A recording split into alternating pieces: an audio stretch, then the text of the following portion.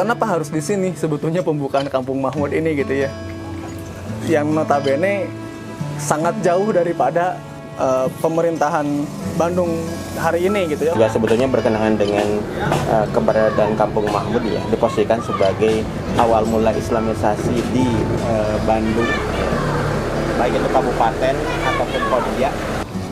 Kalau melihat tahun di mana Eyang Abdul Manaf itu hidup gitu ya, lalu juga mengacu pada sumber-sumber yang diterbitkan oleh orang-orang Eropa atau orang-orang Belanda gitu ya, ada dua perjanjian yang dimana perjanjian tersebut itu menandai berakhirnya kekuasaan Periangan atas Mataram.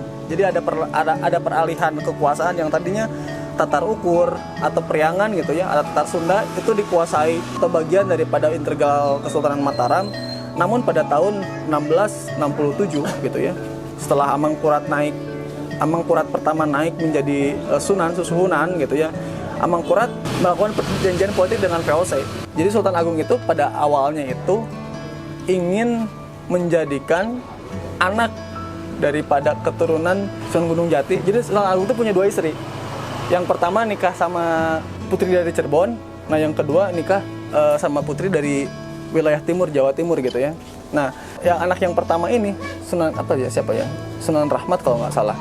Ini tuh diplot sebagai pengganti daripada Sultan Agung, dan ini pun juga didukung oleh para ulama.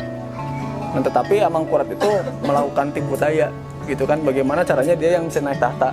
Nah, akhirnya kakaknya ini yang beda ibu ini dibunuh gitu kan. Terus juga ulama-ulama yang mendukung kakaknya ini juga dibunuh.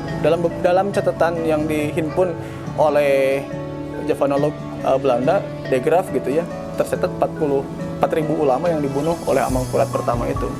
Apakah umat waktu itu diam? Enggak. Ini juga memantik perlawanan daripada seorang bangsawan asal Madura gitu ya, yang kita kenal sebagai Trunojoyo, Raden Trunojoyo. Raden Trunojoyo melakukan muhasabatul hukam atau pengoreksian terhadap penguasa yang jelas-jelas secara terang-terangan melakukan kezaliman. Nah, posisi Amangkurat waktu itu sangat-sangat terdesak gitu kan, terdesak.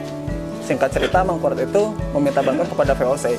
Dengan apa? Dengan kompensasi bahwa wilayah Periangan sebelah barat itu menjadi milik VOC kayak gitu. Nah, nanti pada tahun berikutnya ketika Gubernur Jenderal Spilman itu naik juga di awal abad ke-18 1706, Amangkurat II naik gitu ya, menggantikan posisi daripada Amangkurat pertama. Ini diperbaharui lagi, yang dimana wilayah kekuasaan Periangan itu secara full masuk kepada wilayah VOC.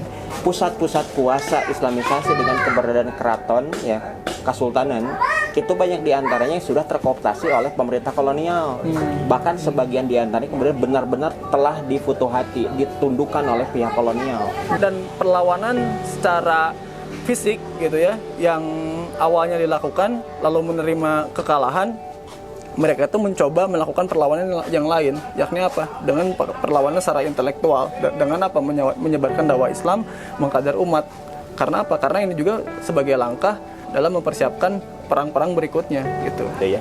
Berkenaan dengan penempatan pusat Islamisasi di tempat ini untuk menyasar wilayah Bandung dan sekitarnya, karena sebelumnya Islamisasi yang ada di wilayah Bandung Raya ini itu dilakukan secara sporadis. Individu-individu, jadi sambil lewat gitu, tidak fokus gitu. Berbeda ketika ya kedatangan ya Eyang Mahmud ke tempat ini. Jadi ketika membangun pemukiman ada di situ fokus perhatian.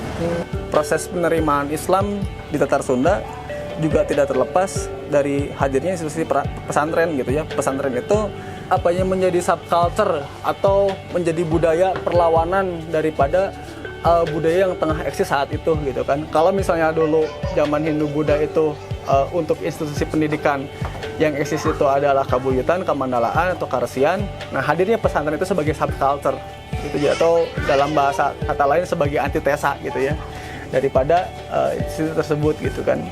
Jadi orang-orang yang bisa mengakses ilmu pengetahuan gitu ya untuk belajar itu ya cuman orang-orang yang disebut sebagai resi. Istilah Kabuyutan atau Mandala atau Karesian gitu kan, itu merujuk pada istilah yang sama gitu kan, walaupun secara harfiah beda-beda nama, tetapi secara terminologi itu merujuk pada satu kesimpulan yang sama gitu ya, yang dimana tempat pendidikannya. Tapi itu nggak bisa semua orang akses.